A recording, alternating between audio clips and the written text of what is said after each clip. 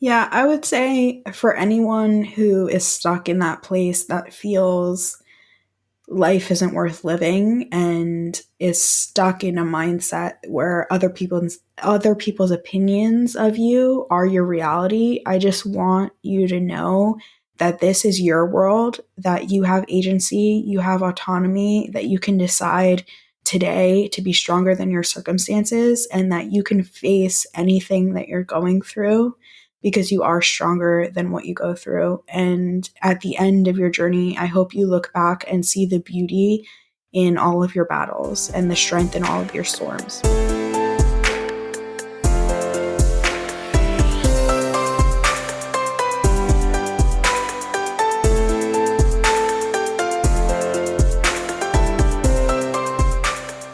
This is the Silver Linings Handbook podcast. I'm Jason Blair. That's Katie Moran, an author, speaker, social media influencer, and an advocate for mental health and sexual assault and suicide prevention. Katie is a survivor of sexual assault, suicide attempts, and suicidal ideation, and has spoken with remarkable openness about her challenges with depression and anxiety in a world in which we can be prone at times to forget the stigma that still exists around these topics. Katie writes and speaks openly about these topics, including the complex emotions associated with rape and sexual assault, including how her second rape, while in college, was instrumental in teaching her that neither the first or the second one was her fault. Through her books, her blog, and her social media presence, Katie puts herself out there and is vulnerable in a hope, she says, that she can help others. This leads to both situations where people who have deep pain and who are at great risk for harm reach out to her, and she also receives a significant amount of vitriol. Katie is the author of a 2022 poetry book called Redeeming Endless Possibility, a 2023 book of spooky campfire tales called Lantern Lines, and a 2022 book with the self-explanatory title, Lucid Dreams That Saved My Life. She advocates using creativity that can be found, she believes, in everyone, as an instrumental tool of healing. After working as a social work intern at an association for neurodiverse people with intellectual disabilities in Staten Island in 2016 and 17, Katie was a graduate intern who worked with the Medical School Research Center at Columbia University on student experience, founded her own companies focused on applying neurosociological research to creative pursuits, and also a clothing brand focused on inspiring and uplifting people. Katie herself uses narrative writing, poetry, photography, and coaching people on creativity as a part of her own healing. Katie received her undergraduate degree in sociology from Fordham University, a Catholic Jesuit university in Manhattan, where she also minored in creative writing and African American studies. As an undergraduate, Katie's research focused on religious inclusion at the university. She also received her master's degree in social work from Fordham's Graduate School of Social Service, where she received the Reverend Dr. Nicholas J. Langland Award for Outstanding Thesis on Master of Social Work Students' Attitudes on Mental Health Stigma. Her academic publications include one about restorative justice, an approach to justice that focuses on collaborative processes to repair harm done to victims. It's a new wave of approach to solving and healing that involves a process between people and those who harm them, where those who hurt others take responsibility for their actions, and those who are hurt give them the opportunity to redeem themselves. Today, we're going to discuss stigma, healing, and advocacy in these areas, the cost and value of being vulnerable in the public sphere, and using creativity to find healing.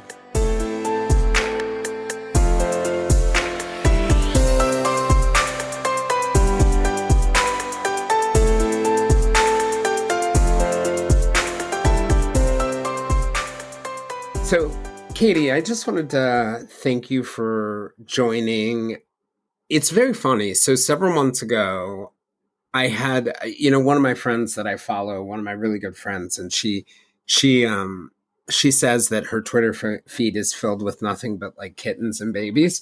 But she had retweeted or liked something. I think probably liked something that you had posted, and I caught it, and it was about sort of like pushing through things like depression. And then I went on to your Twitter page, and I was like, wow, this person's got like a positive message. They are willing to talk about things that a lot of people don't talk about, like suicide and suicidal ideation. I was like, this is a really cool voice. So I started following you. And then one day I saw a post where you had interviewed, because I didn't know about your creative side as much. You had interviewed, my friend Brett Talley, and I was like, okay, this is the universe telling me to pick up the phone and call this person. And when I was out in Idaho, a month ago, we had a chance to have that great conversation.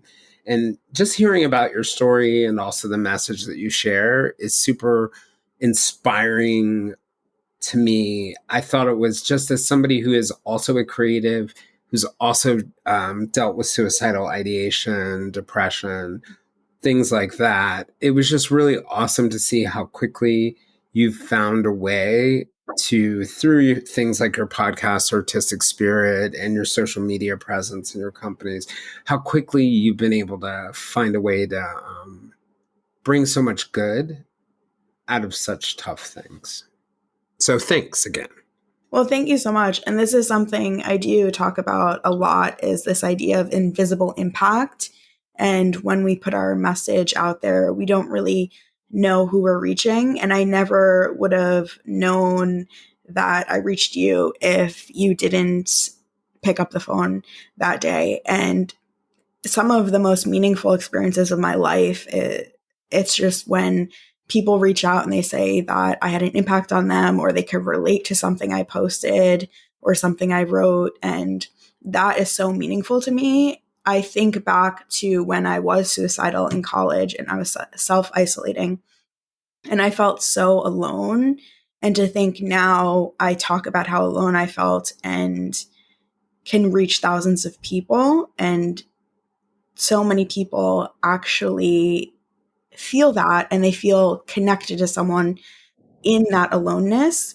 Mm-hmm. And I love that idea of collective healing, and how we might not be in the same room, but we could have and share a heartbeat. And I think that's so powerful. Oh, I think that's a beautiful way of putting it, that we can share our heartbeat. Because, there's sort of like two sides of the coin when I think about it, and I think about what you said. There's like the person out there, or somebody like you who's sending a message, doesn't necessarily know where it's landing or how much it's landing or how impactful it is.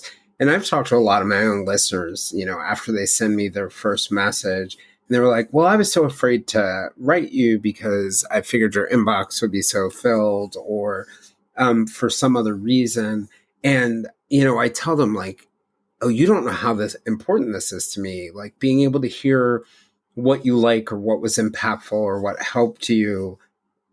I always want to hear that. And then there's the other side of it, that like when you create something that's meant to have a positive impact, there are all these people out there whose hearts you're touching, and you're able to sort of collectively heal together. That's a cool way to think about it. I really like that part. I'm just curious, how did you even decide to put yourself out there and raise your voice? Yeah, so it came in stages. The first time I ever spoke out publicly about my sexual assault and healing from that and mental health was when I was training, and I had an internship with a UN NGO, and they asked me to give testimony for their training at a conference. And it was really powerful, the that I shared my story and people were connecting with it. And I even had someone come up to me and just like whisper in my ear that they had been through something similar. And I always think about that, like when people talk about the Me Too movement, like the real power in it is that when one person raises their voice, the other person doesn't have to take all that energy to raise their voice too, but all they have to say is me too, and you understand. And I think that's something that's so powerful, is that with those two words, people can really connect and, like I said, like share a heartbeat. Yeah. So when you were in that UN program, did they give you a specific topic to pick, or was it you could share anything about your life? How'd you decide, I guess, to share about that for like the first time beyond sort of like your friends? I'm just curious about like what it's got to be frightening for people. Yeah, so it was about energy efficiency, and a lot of the training was energy training. So for me, a lot of the times when I would do the exercises, I had this journal, and I remember I would kind of like feel like I didn't want to do it because I felt like this is so unfair. I have to do this. Like no one else has to do this. And I recognized that the trauma that I was responding to was this idea that it's not fair. And I went deeper with that. And it reminded me of that feeling when I was sexually assaulted, how I felt like it wasn't fair.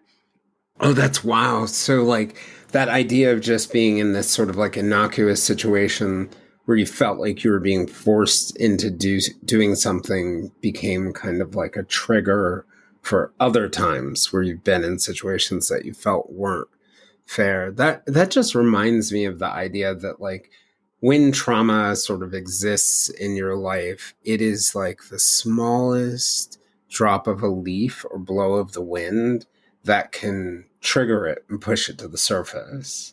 Yeah. I see it kind of like the ripple, like that it's really just like this tiny little drop in water, and that it can have like send ripples and even waves of whether it be emotion or feelings that sometimes can feel out of place. And I think for a lot of people who are going through specifically trauma, it can show up and manifest in other disorders. And for me, that was something that I felt a lot of guilt around because I was silent about being sexually assaulted for about 6 years. Mm, And I was struggling with PTSD, and it was undiagnosed because I didn't share that with anyone. mm, mm. During that time, can you and I mean, a lot of it on its face seems very obvious to me that there's shame and there's stigma around sexual assault. There's shame and there's stigma around mental health challenges. And you've been really, like we talked about, very open about your mental health challenges, the sexual assaults, like life struggles. What does it feel like when you're on that moment where you're making the cusp of making the decision to speak out? And what does it feel like when you're making a decision? Because it's really a decision to hold back. What does it feel like inside? I'm just curious about that piece. Yeah, I think when I'm in that space where I'm feeling a decision to speak out, it's not so much about me anymore. And I think about not only like the past version of myself that needed to hear it, but I think about that person who might be out there who might be experiencing something else. And I think when you first do it, you do it because you care about the people that are going to hear it, and it has a purpose to it. Like when I spoke at the UN, I was very close to the organizers, and I was just being honest and truthful like I would any day of the week. And I had shared privately to them, which allowed for that wound to become a scar and really heal so that I could speak about Mm. it, which is something that a lot of people don't talk about, is that sometimes you're not ready to talk about something until that wound really turns into a scar, and then it is the right time. And for me, I So it really, doesn't reopen over and yeah. over. That's one of the toughest things about trauma. I was just thinking about that. Like You know, I saw 9/11. I personally in my own life, which I don't always talk about, I was sexually molested as a kid. And one of the really interesting things for me is, I resiliently bounce through life. Like, But when COVID happened, I said to myself, okay, I need to get back into therapy. And I went back into therapy around that time. And one of the like unexpected gifts of that was that one day my therapist said to me, like, we were talking about something related to like being a reporter, and I mentioned something, I think it was like one of the first set of dead bodies that I had seen, which was it was a train accident. There were these kids who went to the neighboring school, and it was a school that my mom taught at, and they had seen a movie where a bunch of kids had laid under a train, but they didn't know the train they were laying under had a cattle prod, and they were like spread over 50 feet. It was brutal. And I was telling her about that story, and she was like, how many dead people have you seen? And I started going through a list, and she gave me the project of figuring out how many dead people I had seen. And I was able to count 270. And she was like, they're all unnatural deaths. How many natural deaths? And I was like, oh, one, my grandfather.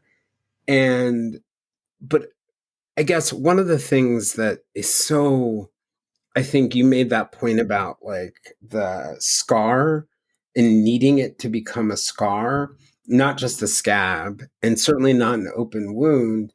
Is I thought brilliantly, my therapist at that moment said, now you have a choice. And your choice is, are you at the point? Well, she said, your first choice is, do you want to heal? Because she's like, you've built up all these walls to protect yourself that do an adequate job of protecting yourself, but they also deprive you of joy because you can't get close to people. And in my case, and other things like that. And she said, so you need to make that choice. Are you willing to pull down those walls? Because there's so much risk, so much emotional risk in pulling down those walls. And then she said, the second choice is you need to figure out whether going in these places are going to open up a wound that's going to cause you to bleed more, or whether you are at the point where you could heal. And I had just never thought about it like that. And that just reminded me of what you were saying about the scar and getting it to a scar. Like how does it get to a scar for you? I guess that's the way it ended up for me. But how did you get there? Yeah, for me, it's sharing with either friends, family, or a therapist. And I think the first time you go through it, usually you can tell that you're still crying about it. Like it's something that moves you emotionally. And I think a lot of the times when you say something for the first time or you have a realization, it's really moving. And then the other way is writing. So if I'm writing fiction Mm-hmm. about a topic that is deeper for me, then I think that's really cathartic and healing. And the idea that one day someone will read it and they might be going through the same thing and feel the same way I feel about it or even deeper.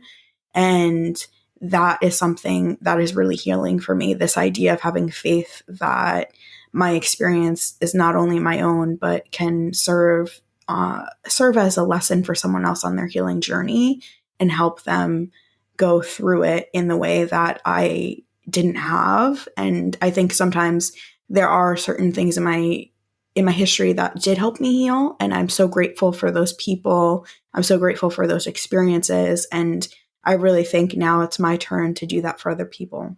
Hmm. Sort of just like stepping back. I'm just curious because I don't know a lot about what growing up was like for you, and I'm just curious before the sexual assaults and sort of some of the later struggles. What was life for you like as a kid, and like what did you imagine your life would be like when you were younger?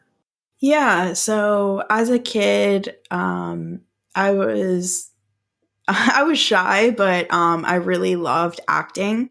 It was like my big joy, and my siblings and I, we would like put on shows, and they would do like they would do like making the tickets and stuff like that, and I would do the acting and the performances, and that was a big part of my life. Mm. How many siblings did you have? I have two older sisters and one younger brother, and my younger brother was like really like we were best friends, always doing things together. He was like my shadow. I would always come up with like schemes, and we would do them together. Aw. That's beautiful. But you were saying you really loved acting during that time period, and Yeah, actually, it started when I was a child, and my dad, he used to be the key grip on movies. in So, the key grip in movies, that's like a certain role that in the background. yeah, it's like camera crew. So he was like always very much into like cameras and stuff like that. So we had like we would make home videos, and that was kind of like like my big joy would be always making like videos and like shows, and that was probably like the majority of my childhood, and telling stories and acting out the stories. Actually, my love of writing came from wanting to have stories to act out, so Hmm. it was something that like grew naturally together. Yeah, I could totally see that. Where'd you grow up? New Jersey in Bergen County. Okay, okay, okay. The so you guys grew up sort of like Bergen County for the most part, middle class, upper to middle class. Is this Yeah, I think so. I'm not yeah. really I'm not really sure. I don't really understand that stuff that much, even though I majored in sociology. Um, Well. I can assure you that everyone says they're middle class. Like nobody actually says they're upper class. Okay, some people who are poor know they're poor, but like no one knows they're upper class. So it's always hard to tell. And like it's such an interesting scene, like that idea of like your shadow younger brother. mhm. And I'm guessing you guys were running around with a camcorder or something like that.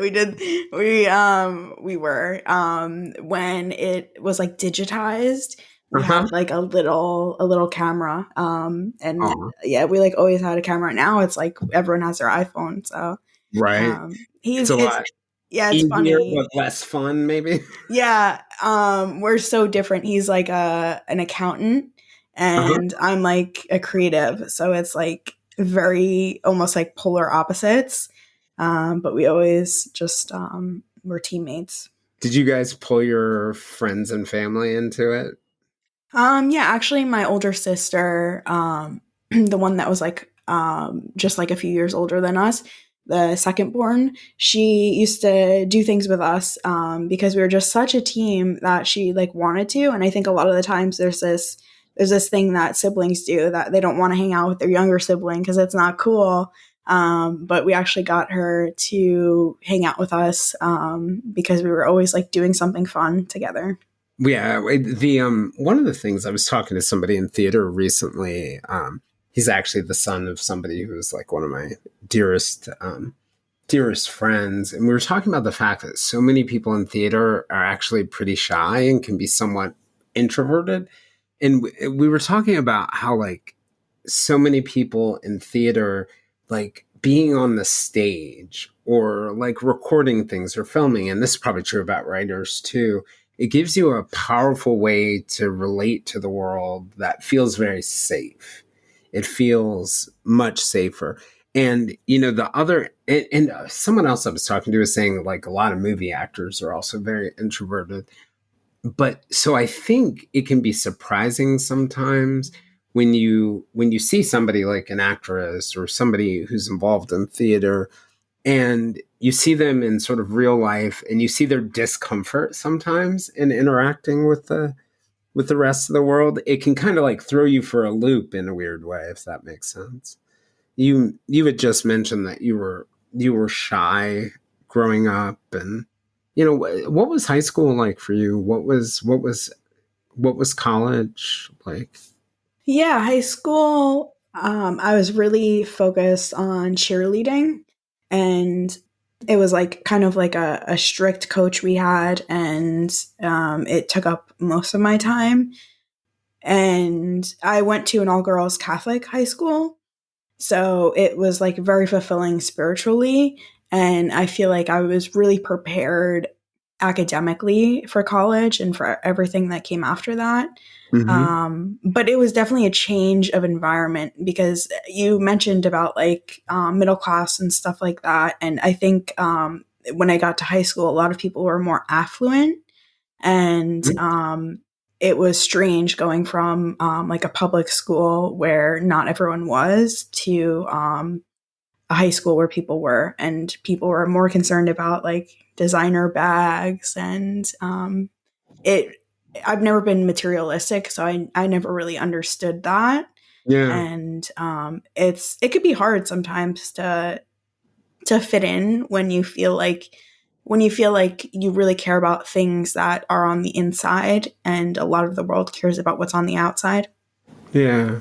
And I think that probably crosses over. Like it's very obvious in a situation where you sort of like jump from a group of people who are less affluent to affluent, or even for people who are affluent who all of a sudden, like you can hear this, they go to the homeless shelter and they're like, holy cow, these are the things people worry about. Like eating, it can be very, very, very jarring. But in a situation like yours, it's probably harder to find, like, I guess, comfort when the things that you worry about or wonder about related to the world just aren't aligned with the people who are there. Did that influence what you decided ultimately to study?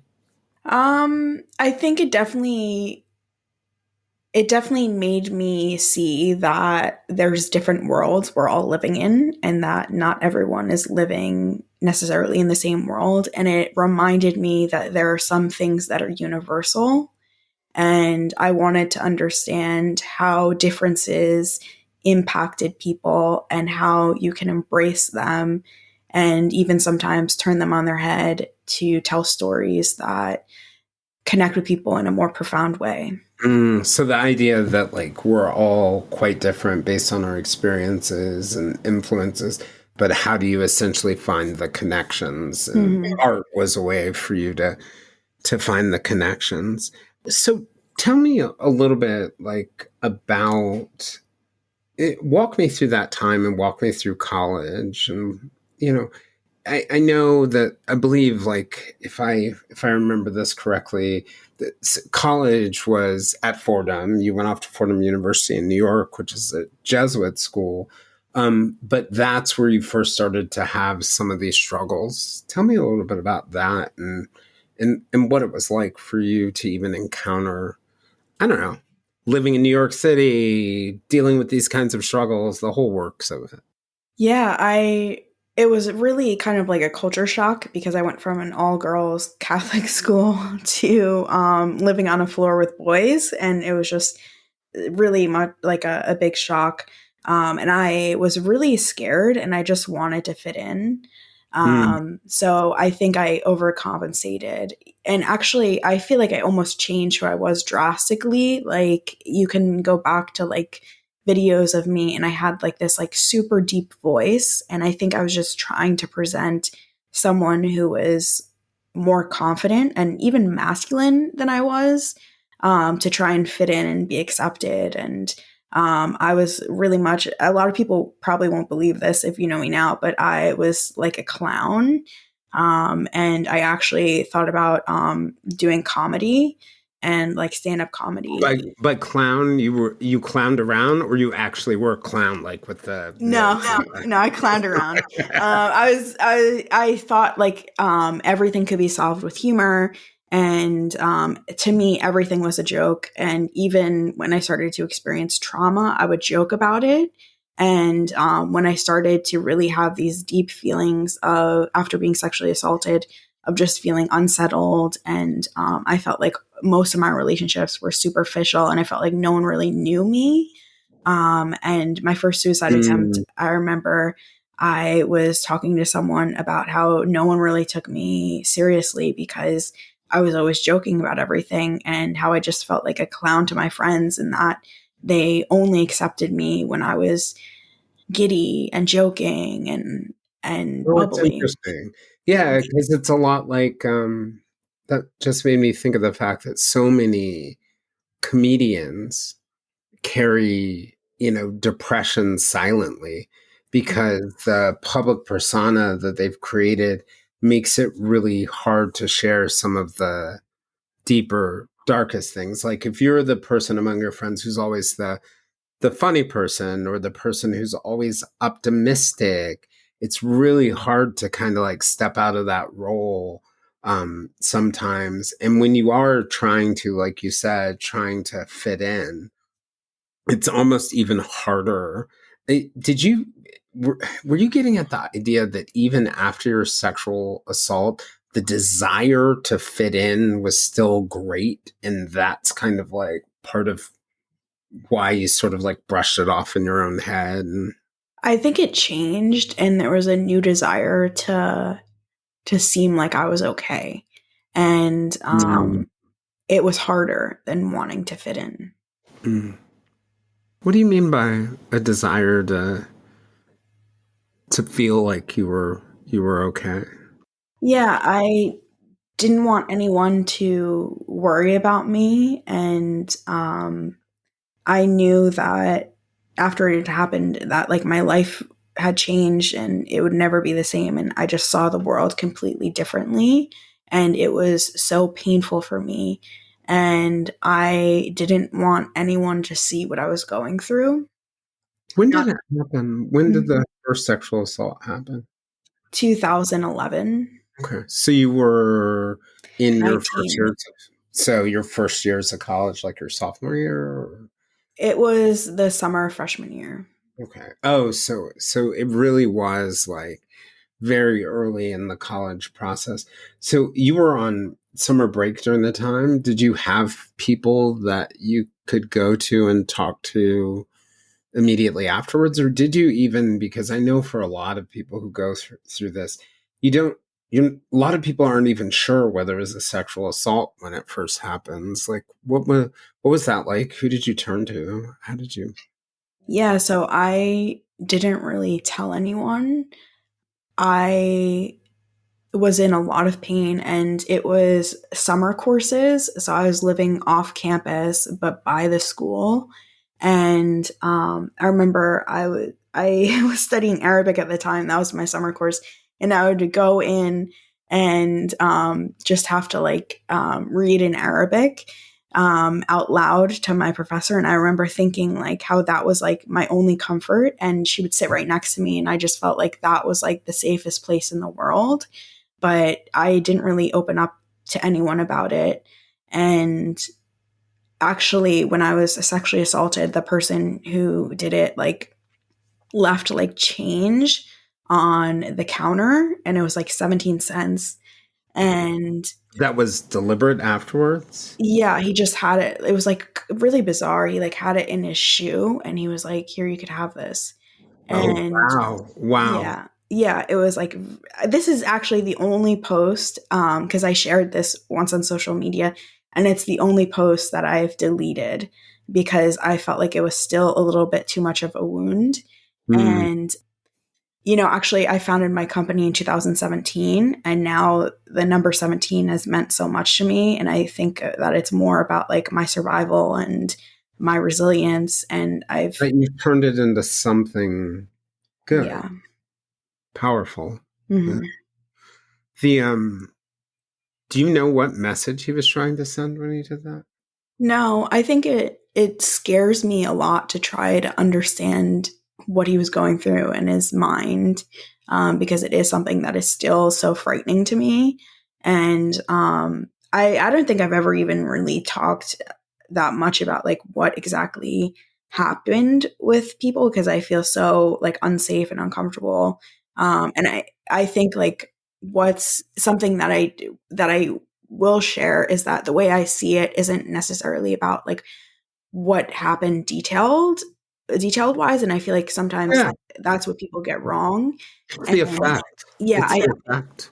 what I think like really something people don't talk about, and I think this is what people get wrong when they talk about sexual assault or rape, is that it it shows you that it's not your world, that you can say no and that might not mean no to someone else. And for me it made me feel like I was living in someone else's world, and I think that's one of the most detrimental ideas that you can internalize because then you try to please other people, you feel like your words don't matter, you feel like you lose autonomy over yourself and really freedom. Yeah. Well, you know, it kind of. like reminds me of the idea that like, we learn about adversity when we're young and we know there are going to be struggles and there are going to be different things, but we're like used to happy endings or finding a way to get past adversity. That's like the way all of our movies are, and that's the way that like books are. Even horror writers like Stephen King, like Hmm. for the most part have a happy ending. But there's something that when you really, and to your point, like you can't get into the business of comparing traumas, right? Because Hmm. for one person, an event that may seem particularly not scary to one person is earth shattering to them because of their worldview, their framework, their makeup. And once you go through one of those traumatic moments, whether it's sexual assault or it's like a regular assault or it's having a gun pulled on you or whatever it might be, like any of these things, or for some people it might be something like a divorce or pick whatever it is, that it's really easy to become nihilistic and start to think you have no control, that Hmm. you have no agency and nothing matters anymore. Hmm. And it sounds like you're kind of talking about some of those feelings, like feeling like you'd lost your agency and control over things and that things didn't really matter. Is that fair? Yeah, and even cynicism. I think I became cynical afterward. And because I was actually, I had strong feelings for someone that I was talking to at the time, and that's why I like didn't want to be intimate with this person, and they just wouldn't accept that. And I was actually like ending what was between us. And it was very challenging for me to kind of comprehend how someone who I had known could do that to me. And I think, like you said, like Mm, trauma isn't a comparison, but so much of the time when we share what we're going through, we recognize that people feel the same way when they're met with certain yeah, circumstances. yeah. Well, there's this great Khalil Gibran, who's the poet. I know you're into poetry, Mhm. but he has this poem called On Pain. And one line in it is pain is the breaking of the shell that encloses our understanding, right? And that shell can be broken a lot of different ways, right? There's some people you could fire a missile at that shell and it's the wrong missile. Like Mhm. a different shaped one may break that. But when something breaks your understanding of the world, your world, like it can have this cascading effect. Like what you're describing there is there's the sexual assault and that loss there, but then the impact that it had on your relationship is another set of losses. And it's just this cascading, set of losses, one of which is actually your understanding of the world. Your world kind of broke, it sounds like. Yeah, I think that's exactly it. And I think that's what people don't really talk about when they talk about the impact of sexual assault. And so much of the time, people don't talk about the impact of sexual assault. Like, I think it's very common to for people to kind of be like, oh, yeah, so many people lie about being sexually assaulted or raped. And I think that comes from a place where people don't understand the impact it has. And they say, yeah, people are just looking for money and a settlement.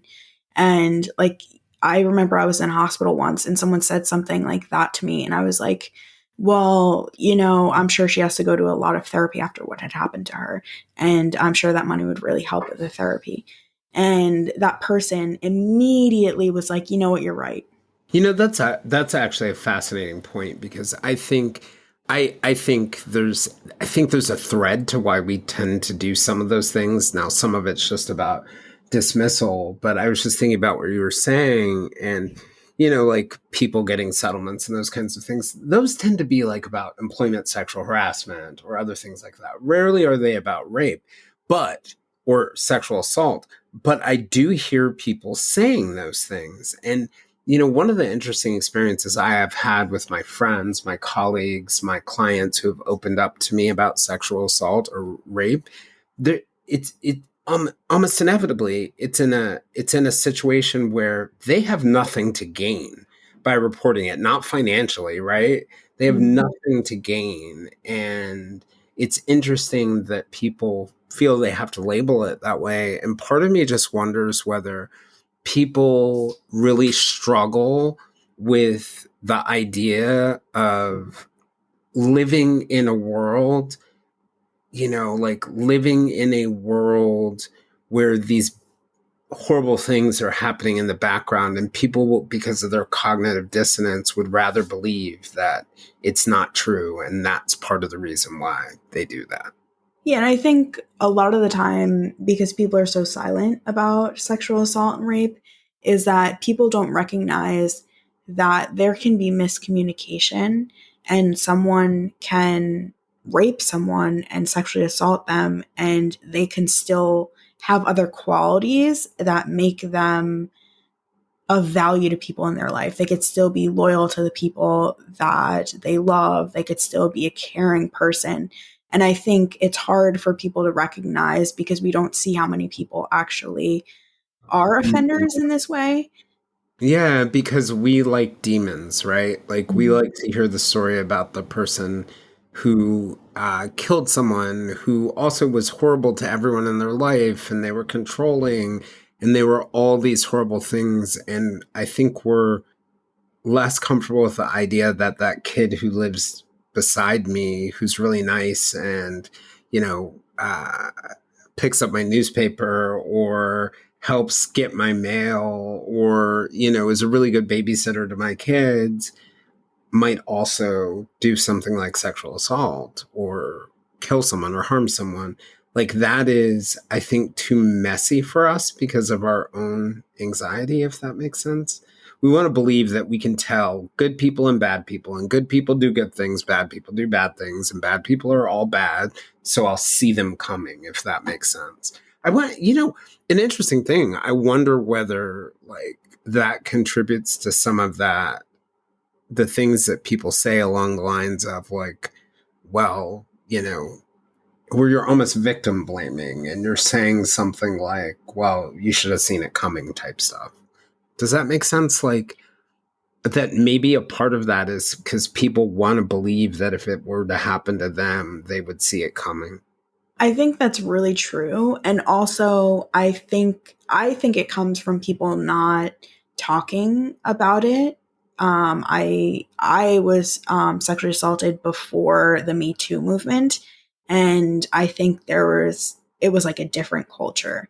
Like I think it was very common for me to tell my friends this happened to me, and them to be like, "Oh yeah, that happened to me too. I'm never going to tell anyone."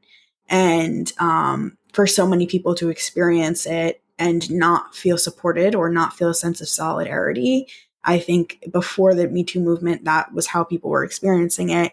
And I think even now a lot of victim blaming comes from people who are like, oh, this person would never do that. But it's like, it's not so much about the person necessarily being someone who commits a crime, because it's like, how much do we know about people who commit crimes really, like in reality? Like we watch TV shows that aren't realistic.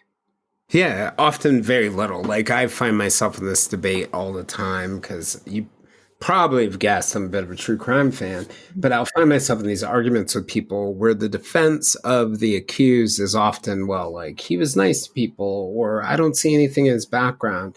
And one of the things that we've really learned from like a criminology perspective is that actually we used to think that, like taking murder as an example, that a lot of murderers had murdered before, right? Like they had murdered several times.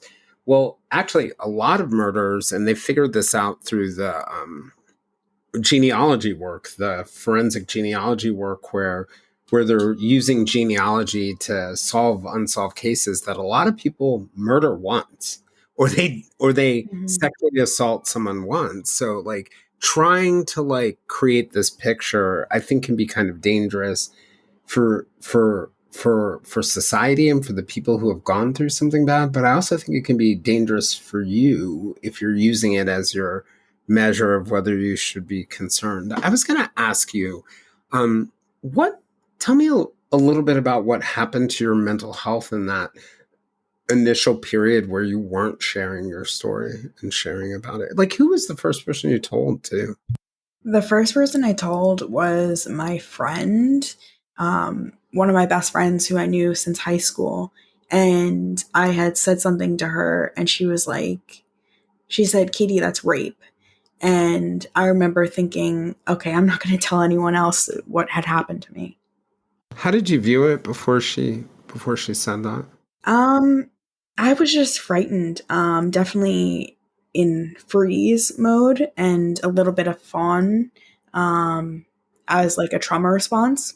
Hmm. Hmm. And And that's the idea of like locking up, becoming very yes, risk averse and cautious, and then fawn is more of the like trying to grow close to people to feel safe. Is that a good definition of what? yeah, and also like during it is like more like physically like just not moving and fawning like not necessarily being like Oh, aggressively like trying to you like meant during the assault itself. yes, Okay, yes. got it. So for that was like the psychology in my mind was like I thought about like, well, maybe it was my fault or Mm, like this was like a miscommunication, which I think has truth to it, but also that doesn't mean that it was necessarily my fault. yeah, Um, it's an interesting point because I think a lot of people don't get the idea. Like they have in their heads that there's a certain response to certain things, whether it's sexual assault or something else. And we tend to like think that like people should fight in that moment. And it's not only like necessarily the statistics tell us fighting isn't always the best idea. But I think people don't realize more deeper that people tend to have four different responses, right? Fight, flight, freeze, and then fawn. And because people don't talk about how we have those different responses and how they're really deeply rooted in our psychology, we often interpret like people not fighting as, I don't know, in this negative light. yeah, I mean, I'll just be like completely honest. Like, I had no chance, like Yeah, physically. yeah, yeah, um, yeah, yeah. yeah, I know I'm like laughing about it. But yeah, But that also might not be your stress response, right? Like yeah, I am a fight person. So like, and I don't think that's necessarily better because my fight response can be pretty dangerous sometimes for myself and for others. But I think it was really helpful for me in life and realizing like I had always heard the flight part. Like I knew flight existed, but I didn't realize that like fawn and freeze existed. And when once I began to understand that, I was able to better understand people's reactions to stress. That, like, that your stress response, whatever it is, whoever you are, is the sign that something doesn't feel right. There's not like a one size fits all response. hmm And so, like, maybe for you, not thinking about the stress responses led to you blaming yourself. Is that what you're saying? yeah, I think it's very natural, especially before the Me Too movement, to blame yourself because there's not enough people speaking up about it and not enough people talking about it. And for me, it was hard to see someone who seemed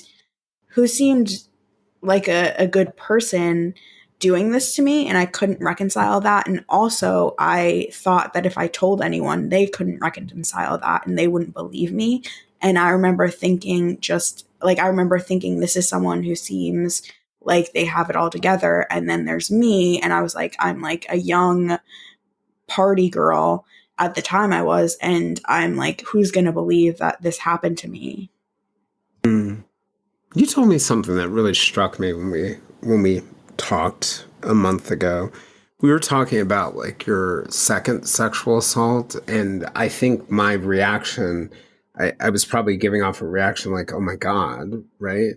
And you said to me that there was actually something good about it, and I don't mean that like good about it overall, but good about it in the sense that it solidified for you that like the first one nor the second one was really your fault. Could you talk to me about that piece of it? Yeah. That was very surprising to me and powerful to me. So the second one was like after like it was like I met someone online dating. It was like the first date, And I was just like super drunk that I didn't want to like go home alone because I thought I wouldn't be able to make it home alone. And it actually, I thought to myself that if this could happen to me, and I was like in advanced standing in the master's program at Fordham Graduate School of Social Service, and I was in doctoral classes for statistics, and I had like a great internship, and I like really had what it felt like was everything was all put together, and I felt like I had more credibility, and I was like, if this could happen to me like that, and then I know it's not my fault. And that's what changed my perspective on the first one, that the first one wasn't my fault either. No, even if it doesn't matter how much credibility you have, it doesn't matter how put together you are, it doesn't matter any of that. What matters is that like that shouldn't happen to anyone, and that it's not your fault, it's the fault of the person who does it. That's interesting. That good seed, the seed of something good came out of that. There's this concept, I'm not sure if you've ever heard of it, and let me know if you have, called traumatic repetitive syndrome. Have you ever heard of that? No, what is it? Yeah, it's this interesting psychological subtherapeutic response. It like operates underneath PTSD, and you'll see it with like a lot of people like EMTs, right? Like you are an EMT, you go out to a crash site, you see something really bad or horrible happen, and when that happens, right? Like each time you go to that horrible thing, you're desensitized to it, but over time, and it happens with sexual assault too, and it may contribute to the idea why, like, if someone's sexually assaulted once, it exponentially increases the likelihood that they're sexually assaulted. And I once had a client explain it to me beautifully. She said the first time she was sexually assaulted, she racked her brain around what she could do so it would never happen again. And so she convinced herself that, like, okay, I'm not going to walk down a dark alley alone with a guy anymore.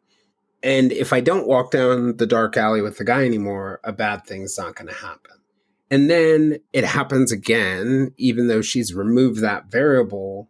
And, and then all of a sudden she's trying to find out the commonalities that if I recreate the situation over and over again, it by changing it in the ways that I need to change myself because I think it's going to make me safe, then bad things won't happen. And what the psychologists we were all working with said, well, what it actually does is it actually creates this sort of false sense of security. And it sounds like on some level for you, you were convinced, like, if I get my life together and I pull my life together and I become that person who has it all together, I'm going to be safe. Does that make sense to you? Yeah, and I think also probably like a little more deeply, it wasn't so much about safety, but it was about people would believe me. And I felt so alone and so isolated, and that was a part of why I became suicidal, was that I felt like no one believed me, and that made me feel absolutely worthless, was that I felt like I was in it alone and that I could never talk about it. Had you ever felt suicidal before the rape? No, and it actually didn't start until like a year later, where I had spent the summer in the city, and it was like the best summer of my life. I was in Manhattan, everything was like going so well, and then I moved in to an off-campus housing in the Bronx where it had happened to me, and it was a few blocks away from the street that it had happened on. And that's when all of this kind of like came at me all at once, and I just felt so unsafe. I experienced a little bit of like psychosis. I thought I was in danger, and it was just a lot of it was PTSD, hypervigilance, and it was so traumatizing to me to be back to where it happened. Yeah, like in those moments when you're hypervigilant, you're expending so much energy and it's so hard. And it sounds like psychosis, you can become delusional or you can become paranoid, and it just becomes exhausting. As somebody who's been through those things, did it, and is that what sort of led you to like where were you at? Did you not want to? Did you not want to live at that point? Did you? Because I was just thinking about like that idea that there's a difference between not wanting to die and wanting to live. And somewhere in there, in all those spaces, you know, uh, people who are suicidal can be at different points in that spectrum. So, where were you at? Yeah, it was a lot of things. It was dealing with the trauma, having it feel so unbearable, and also feeling so alone and feeling like I couldn't open up to anyone and that no one would believe me and that I was in it alone and that my relationships were based off of me entertaining people rather than me being who I truly am. And not that who I truly am isn't meant to entertain people, because I hope in some aspects it does, but that there's a part of me that is sacred, that is there to connect with people in their sacred space. And I think that that's not always based on humor. And the humor was really my coping mechanism. And it was the only one I had. How did you find your way out of that sort of trap, that suicidality? Yeah. So for me, I was suicidal. I had 8 suicide attempts in the span of 3 years. And then I saw the play Elephant Man, and it starred Bradley Cooper. And Mm. it was incredible. It showed me that even if we're dehumanized, that doesn't mean that our life isn't worth living. And that doesn't mean that we deserve it. And it doesn't mean that we're defined by the way people treat us. I never thought of that. Like, I remember when I was younger that the movie version of that would come on, and I always loved it. But like, I never really thought that that was like a important life lesson. That like, even if you feel like the ugly duckling inside, like you have value, you Mhm. bring value. And I think we go through points in our lives where it's like hard to see that value.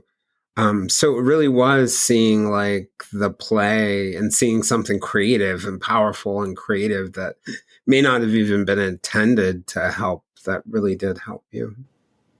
Yeah, absolutely. And just because of how much I love acting, it was incredible performance, and what it takes for, or took for Bradley Cooper's body to be in the position to mimic Joseph Merrick was just truly incredible. And for him to perform and to do that with his body at the same time, it was really powerful. And he had such a stage presence, and I also felt really connected to his work before that, because the first day I got out of the hospital, I went to the movies with two of my friends, Silver Lining Playbook. And One of my I favorite movies. really, yeah, Oh, absolutely. Can I tell you a real quick funny story about it? yes. So I went to go see it with my partner. She and I, ex-partner now, but my partner, we're best friends now. But we went to go see it, and so she's got bipolar in her family. I have bipolar, so there's a lot of like wackiness, and there's probably a little bit of borderline in her family too. So we both saw that, and we were like, this is amazing. This is so authentic. It's so real. It's so great. And that's part of the reason why this is called Silver Linings Handbook. But we saw that movie, and then fast forward to like a couple years later, first time I've had a manic episode in a decade. I had taken medication twice, and it was Sudafed.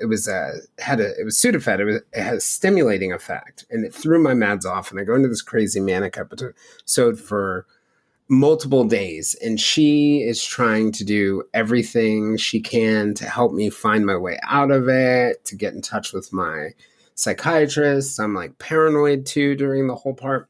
And there's this one moment in the kitchen where two things happen.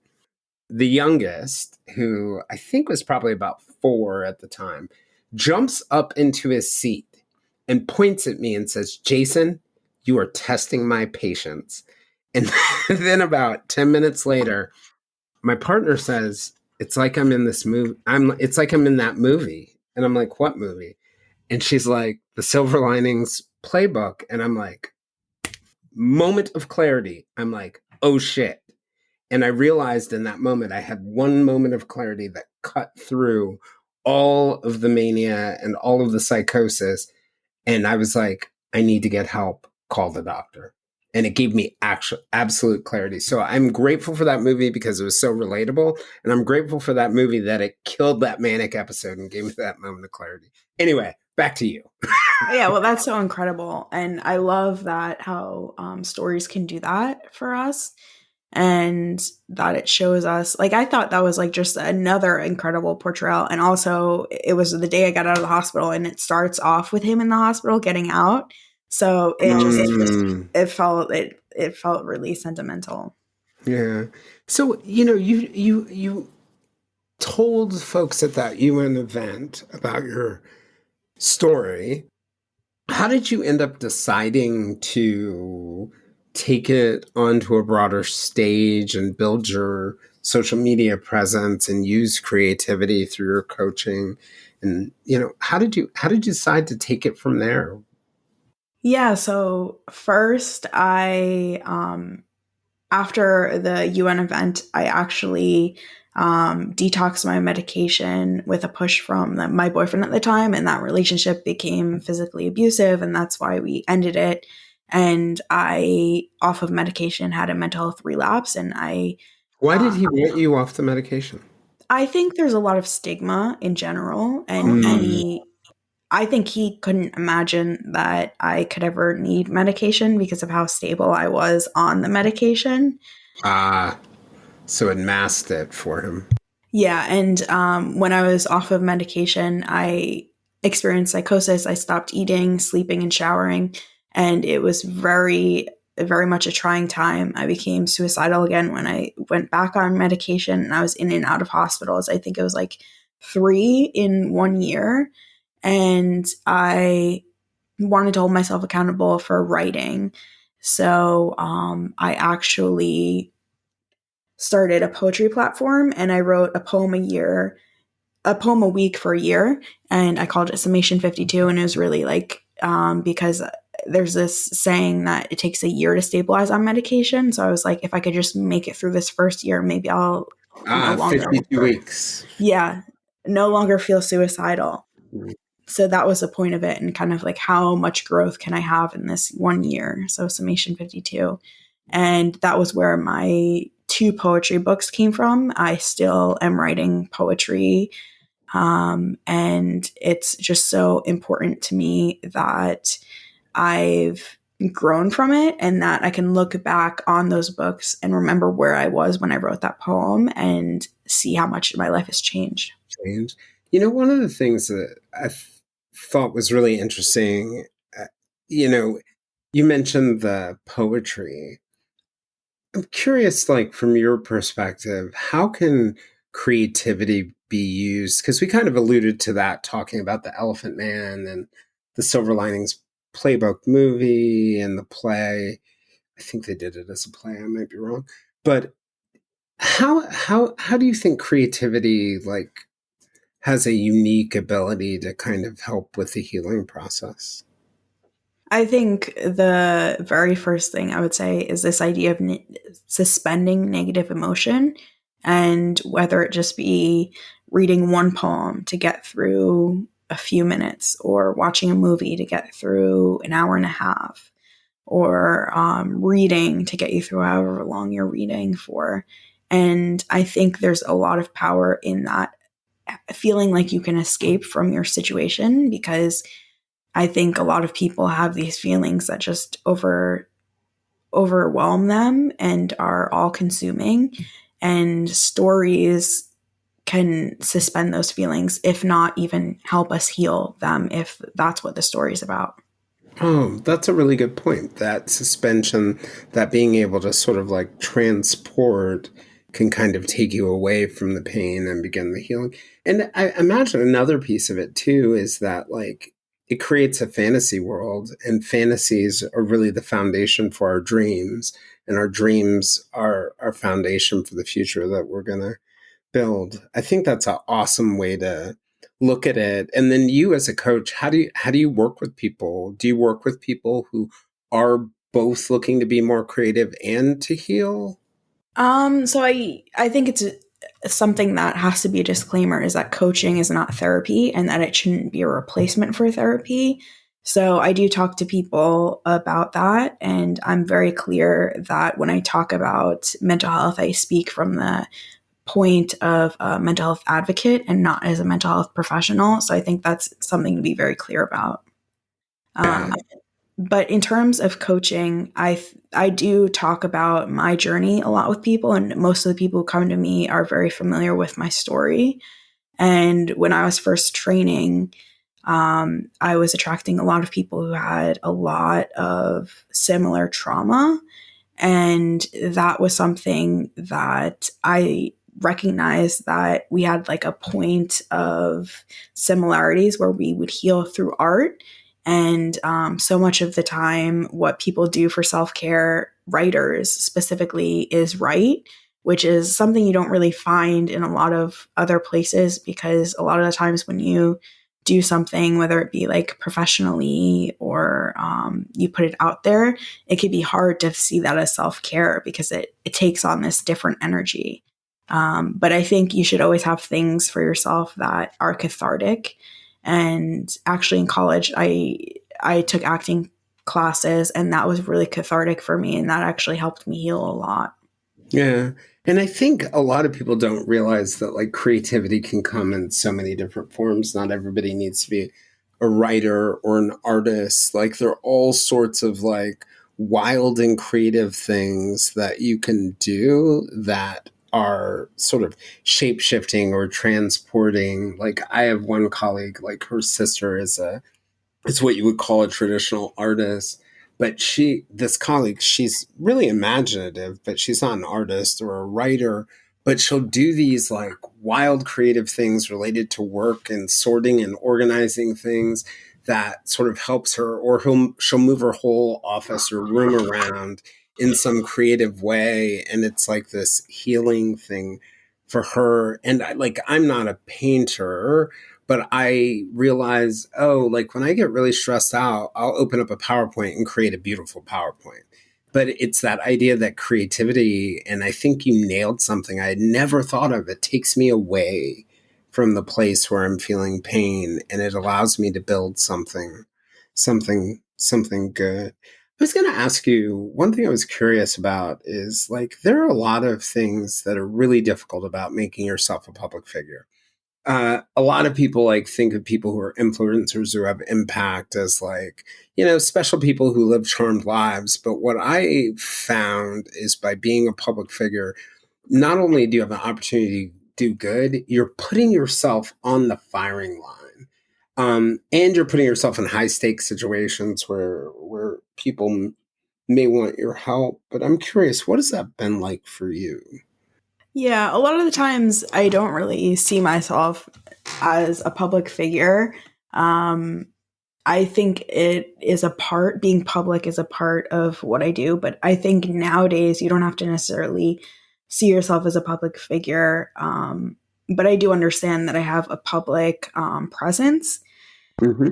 And for me specifically, I think sharing your message is something that's really powerful. And I think a lot of the times it can seem like the bad doesn't outweigh the good because a lot of the times people who are getting a lot from your content aren't always liking or commenting or messaging you. And the people who are not happy with your content or not happy with your message or not happy with sometimes even like my body when I put out a picture that shows more than just my face, I get a lot of hate comments and a lot of criticism. I try, if it's criticism, to see if there's any validity to it and if I can improve my writing or improve my presence in any way or put disclaimers or if I can take that in any way that's positive. But I always go back to this one central idea, and that's that the one person who's listening is more important to me, who can be impacted by what I have to say. than the person who's sending me hate, and that I focus on clearly giving the message with all of my heart to that one person and put all my love into it, and just know that that's going to reach that person. And sometimes even the hate will expand the reach. But I mean, I've broken down before from the hate. And actually, I created my boutique, Equanimity Boutique, after I was getting a lot of online harassment.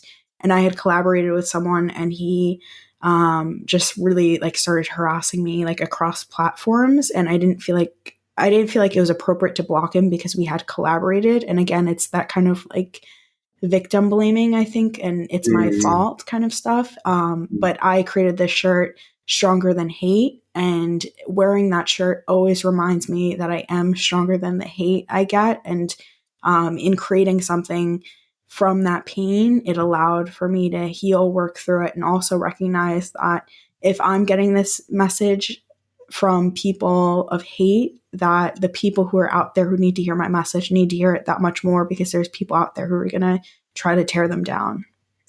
One really striking post that you posted a picture of yourself, full body picture, and I think you may have been in like a bikini or something like that. And I felt like your post was all about like being proud of yourself. That was like the underlying point, and like not body shaming yourself. And one of the fascinating things that happened was that you were then attacked for that. You were essentially body shamed for a post about not body shaming.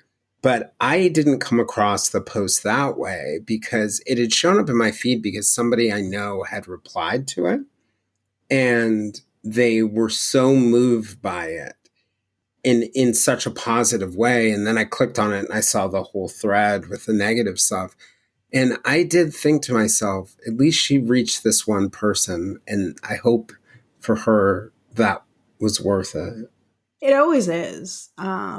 I think I've been through so much that I had to get through on my own before I like had more of a public persona. And I think it made me stronger to the point that I connect more with the person in pain who's looking for healing and looking for that one glimmer of hope, and than I do with anyone who's sending me hate. And I could have my own insecurities, and I do. I have a lot of insecurities, but I can live with them. Yeah. No, that makes complete sense. I was curious, like, what is the one message you would want people to take away from your story? I would say one main message is that even when things get worse, life is still worth living. Mm, yeah. It's hard to see sometimes. It's just really hard, I think, at times to see that.